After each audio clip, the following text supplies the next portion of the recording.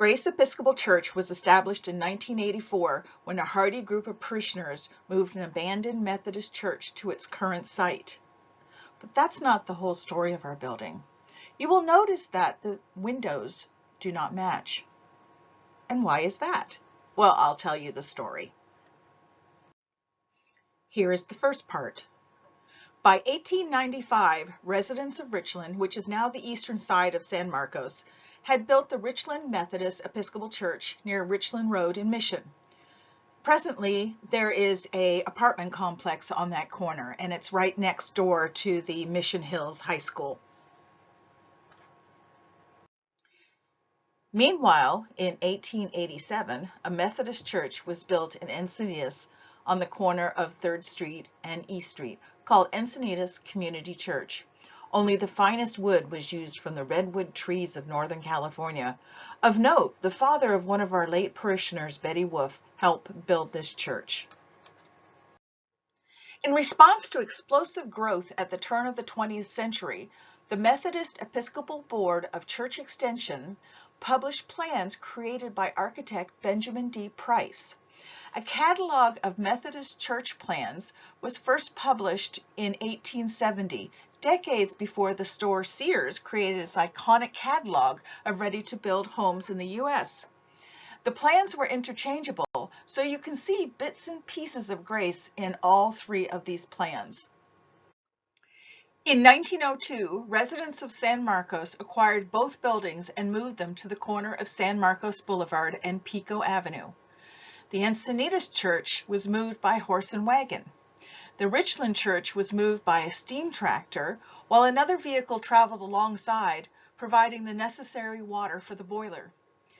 This building was sawed in half and placed on both sides of the Encinitas Church, creating a cross-shaped church. And now you know why the windows don't match. The church was situated in the hub of San Marcos. The train depot was a block away, and the grocery store and other buildings were also nearby. The church was the social center of the village of San Marcos at the time. A former member of that church shares some of his childhood memories. I recall San Marcos Community Methodist Episcopal Church at its old site in town as center stage on Sundays for a country boy 7 years old. In those good old days, around 1922, San Marcos had 2 stores, a gasoline station, a real estate office, a blacksmith shop, and a railroad station. I reached the 1910 schoolhouse by way of a shortcut, a footpath by Chrysler store, and through olive groves and a stand of eucalyptus trees. San Marcos had no fire station in those days, but needed one badly. Our country store, where Saturday night dances were held upstairs, suffered a severe fire about 1925. I remember the bright glow of the fire was visible from our ranch near the present campus of Palomar College. That little church was so dear to my heart, where the footsteps of early youth were guided on a moral path by Sunday school and sermons at the worship service in the Valley of St. Mark. My dear mother taught the Thunderbird Sunday school class from 1928 to 1931, as I recall. Mother awarded special pins of the Thunderbird to her young folk who did well in their studies of the Sunday lesson. We were a happy lot. Our social life found a youthful outlet in those Sunday morning classes. The beginning of church service was marked by the ringing of the big bell, activated by pulling the stout rope attached. The sounds of familiar old hymns brings back a flood of rich memories. By the 1940s, the church complex had been modernized. A stable was torn down, and a garage containing 2 restrooms was built to the rear of the church. The old windmill was dismantled and replaced with an electric pump for the water supply, and a new gas heater replaced the wood-burning stove. Known as the Little Church in the Valley, the Methodist congregation continued to worship there for many years. After they moved to their new location on Mission Road, a Hispanic Pentecostal group used the church for about 12 years. Ultimately, they too built a new church, and the Little Church in the Valley stood vacant and became a derelict. The building was vandalized, windows were broken, and other damage was inflicted. Transients used it for shelter from the elements until city officials began to consider the building an attractive nuisance, in addition to being an eyesore in its rundown and unkept condition. The fire department was ready to condemn it, possibly even using it as a practice burn. Then the San Marcos Chamber of Commerce, recognizing the historical value of the building, considered moving it to another location to be used as their office, but found the moving cost prohibitive. The Historical Society thought about moving it near their present museum, but had to abandon the idea for the same reason, too high a cost for the move. Then in early 1983, the building was offered to the newly formed Grace Episcopal Church, officially considered a mission, as an outright gift in exchange for a promise of full restoration and preservation.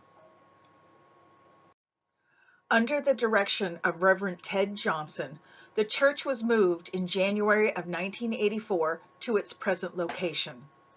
The ability of Reverend Johnson to put it all together will always be remembered by those of us who witnessed his ability and dedication, which included removing over 1,500 bats from the belfry. The building was again split into 4 parts: the roof, the main sanctuary, and the 2 side buildings. Without the roof to stabilize it, the structure loosened up considerably, requiring some skillful resquaring before the roof could go back on. All the electrical wiring was replaced with new. The exterior of the church was sandblasted to remove layers of old paint. Then the beautiful redwood of the original construction was again painted white. The old round stained glass window on the left was in the original building, and we managed to preserve it.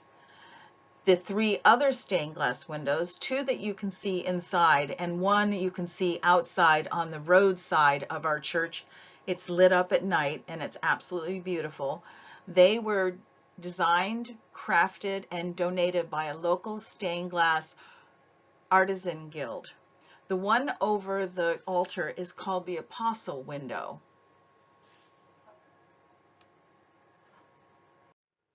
On November 4th, 1984, Grace Episcopal Church was dedicated. Later, additional changes were made to the church.